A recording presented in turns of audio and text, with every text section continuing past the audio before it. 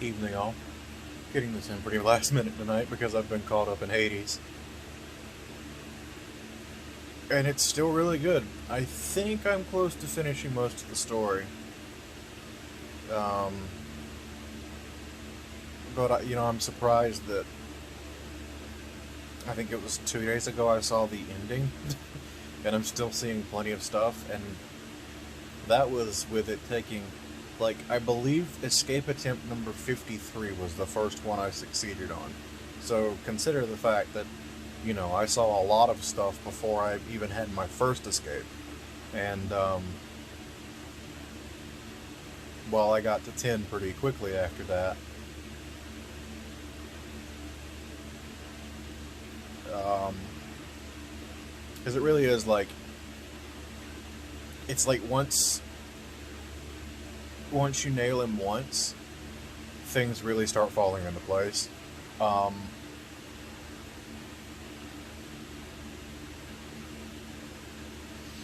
because by that time you're starting to figure everything out. You've probably learned quite a few synergies, and you've probably leveled up your permastats enough to get better, better boons more regularly. I remember, I want to say having the pact equipped, or having the modifiers on, make things a little, like, bumps up the rarity a little bit. Maybe that's just me. Maybe I just started getting really lucky once I got my first win. Um,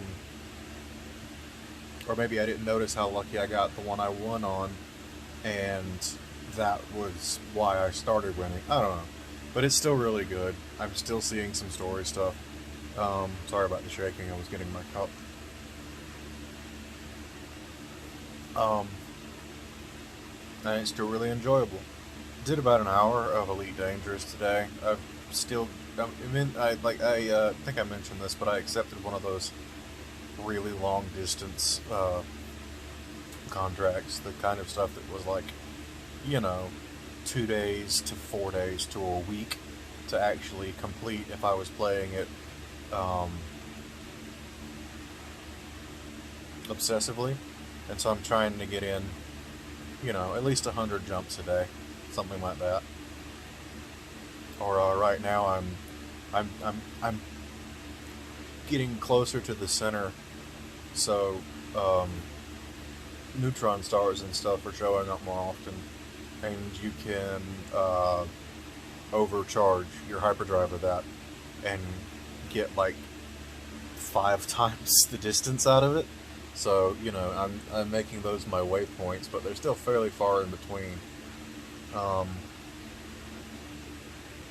when I started today, I was 80 jumps from one, and then I marked the next one, which I can't remember how far away I was from it, and I got that down to 60 before calling it a day, which I'm pretty sure was over 100 all in all. Um, it's a nice little loop of pop in, slingshot around the sun while refueling off of it, and take off. And then when I hit the neutron star, it's do the overcharging, uh, find the next one on the galaxy map, mark it, and then uh, jump, like, skip like 5 of the short jumps because the galaxy map doesn't take into account overcharging your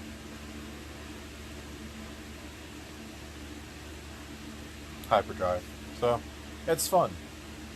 Um, or at the very least, it's a nice bit of stability while I've been continuing to grind out stuff on Opera Omnia.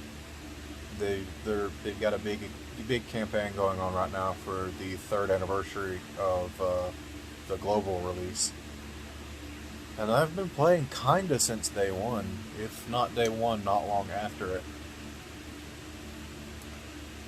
Mostly because not long before it launched globally, I picked up the PS4 port of the arcade title, which I didn't know that's what it was when I bought it. or I might not have, because it's really stripped down compared to standard Dissidia, and standard Dissidia is what I was expecting, and I didn't get it. But anyway, it came with a promo for the Opera Omnia app in it, and it wasn't a big one, but it was enough to alert me that it existed, which I did because I didn't know, and I was like, yeah, sure. At that point, I was getting kind of tired of Brave Exodus, and I was playing, back then I was also playing Union Cross fairly regularly. Union Cross is one of the few things that I've actually sunk a decent amount of money into that I wish I hadn't, because, you know, you're constantly outpacing yourself in that game. Well, I won't say I regret it, but I was doing, like, the weekly pack every week, and despite doing that for a few months, you couldn't tell, because I didn't get very far ahead for it. But, like, I enjoyed the game, and I was happy to support it. But I didn't get much back out of it, I guess is what I'm saying. So, like, Opera Omnia and Record Keeper, for sure, I've never spent any money in. I did a little bit with Brave Exodus, a little bit more with Kingdom Hearts Union Cross. That was about really all I played back then. But it's like, you know, I'm getting really lucky, or at the very least, I'm putting in the work to freely earn the gems to stay pretty on top of the curve. Not entirely. I can't do the highest of the high stuff consistently, and by that I mean kind of at all. And I'm referring to the latest new high difficulty thing. They introduced, you know, it used to be the high level cap of quests was 180, now it's 200, and I can't quite do those regularly. I can do the 180s pretty easy, and they unlock challenge modes of the 180s, and 9 times out of 10, if I can't do those, it's because I just don't try, because they offer good rewards for perfecting them, like completing all of the missions, but each event features characters, and there's always like one that I don't have built. So I just kind of give it a pass on trying to you know, because for 180 quests I kind of need a full A team, or at the very least 2 out of the 3, and sometimes I don't even have that, but I have been able to do some of them. The most recent one I did just fine, actually, thanks to, but then again, it was a little more open. It was done in a slightly different way. They didn't have, you didn't have to use specifically boosted characters because it had its own requirements. As far as, like, for example, it was a spotlight quest for a new weapon and ability for Balthier from 12, I mean. And so, like, the stipulations were you needed to have a Final Fantasy 13 character, Balthier, because I got lucky and got his LD, his new weapon, really easily.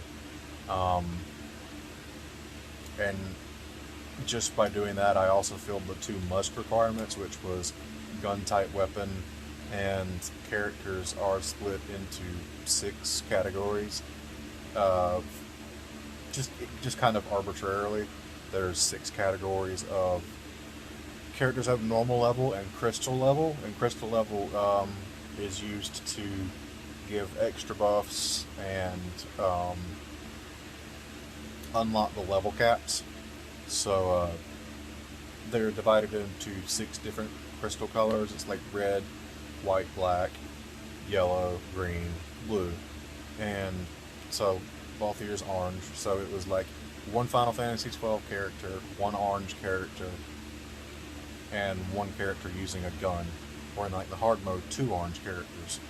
And it was just really easy for me to fill out, and like, I didn't even necessarily use busters. Like, I probably had better units I could have used, but I just took Balthier, who was, you know, like I had all his weapons, but he's not really built with all of the extra optional things you can do with summon boards and stuff like that. Um,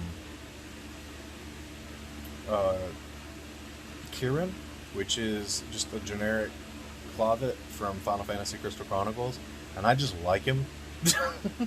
Like, I don't know where he'd rank overall for people, but I like him. I like the way he plays. I like the damage he dishes out, and I just like the character. And then Bosch, also from 12, who's a mega tank. And not that he can just take a hit, but he can actually make make attacks that would affect the whole party, only affect him with when it's HP attacks. And while that's active, he's also indestructible. He'll always survive at 1 HP, and his HP will always restore automatically up to half. So, like, he's literally there to tank damage. And even though he doesn't put out as, you know, as he doesn't necessarily put out as good as he takes, all I need is him to just take those hits, just tank them. Because he also has, you know, his attack abilities for the most part heal him. Um,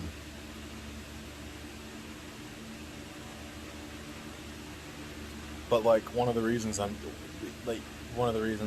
wouldn't think to take him right now is he's well behind the curve, as far as they have just recently raised the level cap again, and they've only gotten, there are like 150 characters in this game, and they've only gotten to like 12 of them.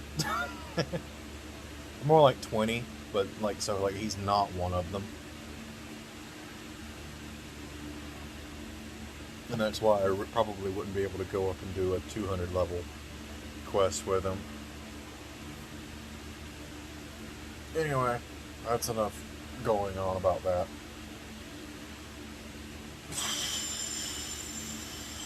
It's late. Later than I should have done this, and I want a shower. So I'm gonna go get a shower. I will catch you all tomorrow. No.